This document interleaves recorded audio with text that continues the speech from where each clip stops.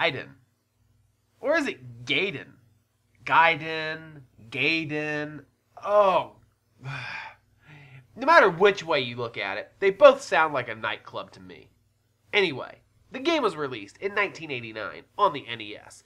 Ninja Gaiden received very high marks and was popular enough to get 2 more sequels on the NES, a port on the PC Engine, and a compilation cart on the Super Nintendo. Does it stand the test of time? Let's find out.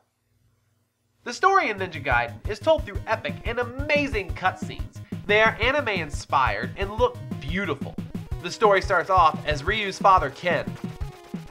Wait a minute. Ryu and Ken? Wow, Capcom didn't sue? I am surprised. Anyway, Ken and another ninja are having a fight to the death. His father falls and word of his death gets to Ryu. After a few tears are shed, Ryu quickly grabs his trusty sword to seek out vengeance.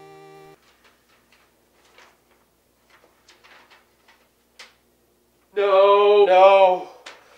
Damn you all! Damn you all to hell! In between every level, we get another cutscene to advance the story a little bit further. This was truly an amazing thing at the time, and the story had me glued to my seat the whole time I played. The story gets a 5. Ninja Gaiden has some of the most beautiful music you will ever hear on the NES. These are tunes that I would be more than willing to pop on a pair of headphones and rock out to them while I'm working out or on a long trip. The sound gets a perfect score of 5.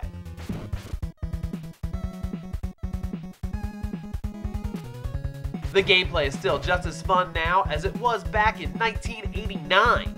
It is so simple to learn, but a true challenge to master. You guide Ryu from right to left, and sometimes left to right, through a stage, running, jumping, and slashing your way through enemies. Sometimes this game can be nothing but frustrating. In levels where there are jumps over gaps, there is almost always a bird, a bat, or a soldier, or a witch who is ready to ruin that jump and send you to your death. You will die over and over and over and over again. I can't count the times I yelled, "Stupid birds!" But once you go through the same spot about 15 times, you will generally get it and be able to move on to the next screen.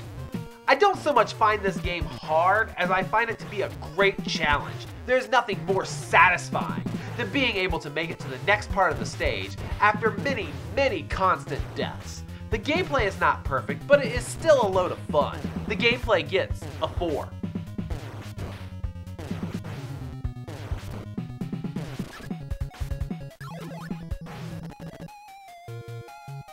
The gameplay is not perfect, but the controls are pretty dang close. They respond very well when playing, and the controller almost becomes a part of you as you learn the ways of the ninja. Using the D-pad is of course for your movement, while the A button jumps and the B button is your attack. You can perform special attacks a la Castlevania by pressing up and attack. You can also cling to walls and do wall jump climbs. Those are really fun to do. The controls get a 4.5.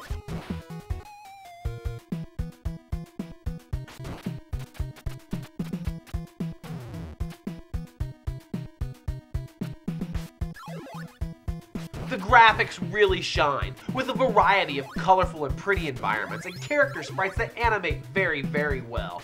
To the amazing looking cutscenes, this game is a treat for the eyes. Sadly though, when too many enemies are on screen, there is a bit of flicker and slowdown. But hey, it wouldn't be an NES game without all that, right? The graphics get a 3.5.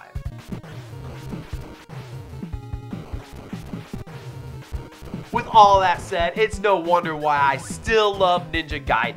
It had a story that was well ahead of its time for gaming, a soundtrack that will get stuck in your head, and gameplay that is fluid and fun.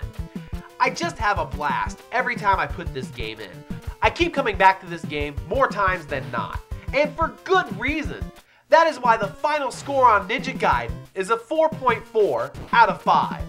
You guys know me, that's a pretty high score, so it's obvious how much I love this game.